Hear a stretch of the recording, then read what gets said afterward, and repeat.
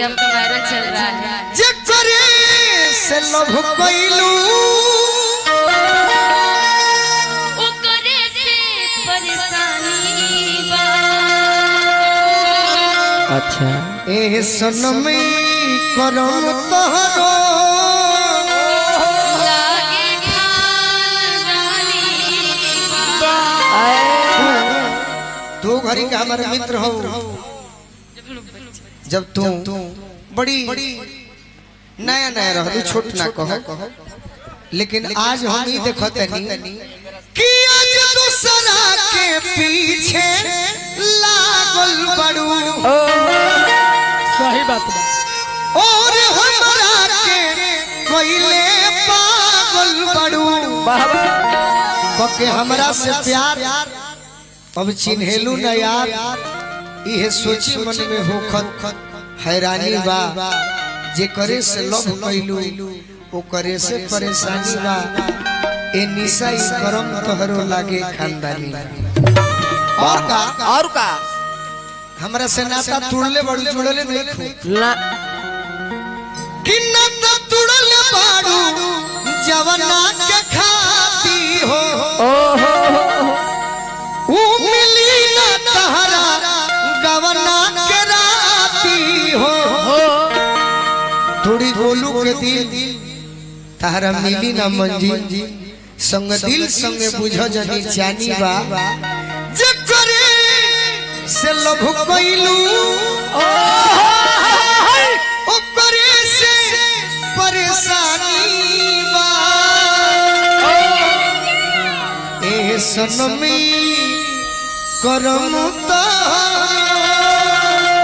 लागे खानदानी बा।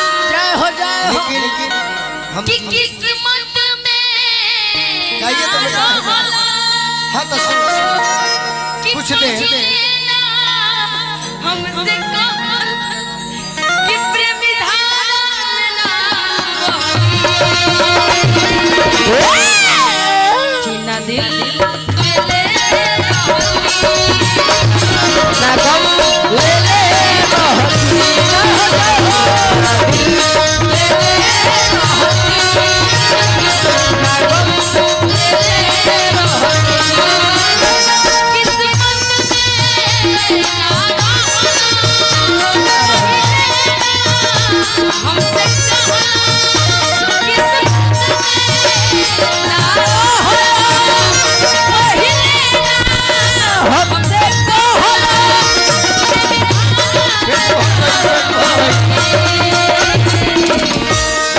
पेट भर गई।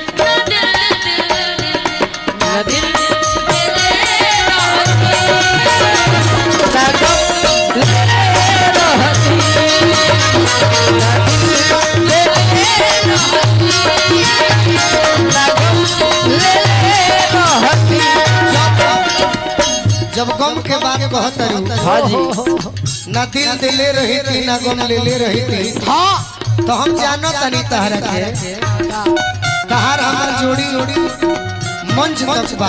हाँ जी ई प्यार वाला बात कहलू तो तारा पे हम खिसिया जाइए जान तरीका है काहे चढ़ के डोली में तू निकल जाइबू चाहे काहे अब का मतलब बटे रोआई